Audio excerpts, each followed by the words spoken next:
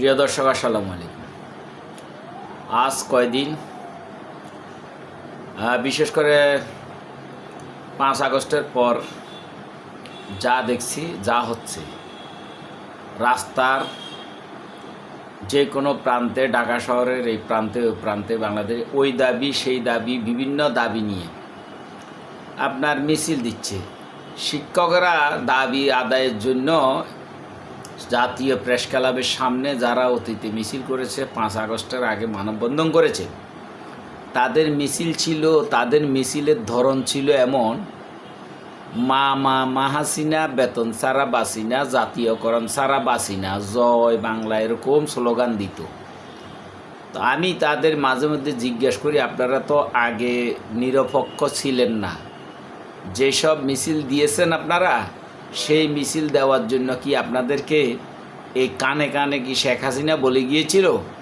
যদি বলে না যাইতো তাহলে আপনারা এই জাতীয় মিছিল কেন দিচ্ছেন? তো এখন তারা দেখলাম একেবারে নিরপেক্ষ, কোনো ব্যানারে, আগে তো ব্যানারের এক পাশে ছবি শেখ হাসিনার আর এক পাশে শেখ মুজিবের ছবি থাকতো, এখন ছবি নেই, এখন নিরপেক্ষ ব্যানার। এখন অন্তর্বর্তীকালীন সরকার নিজে কোথায় যাবে, কি করবে, তার কোনো আপনার ভেবেচিন্তে কুল পাচ্ছে না।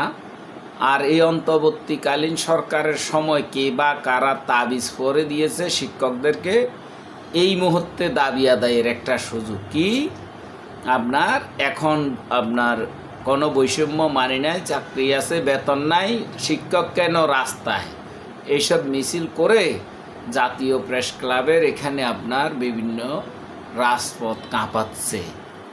তো এখন আপনার সরকার কতজন লোকের, আপনার কত প্রতিষ্ঠানকে জাতীয়করণ করতে পারবে? সরকারের তো সীমাবদ্ধ।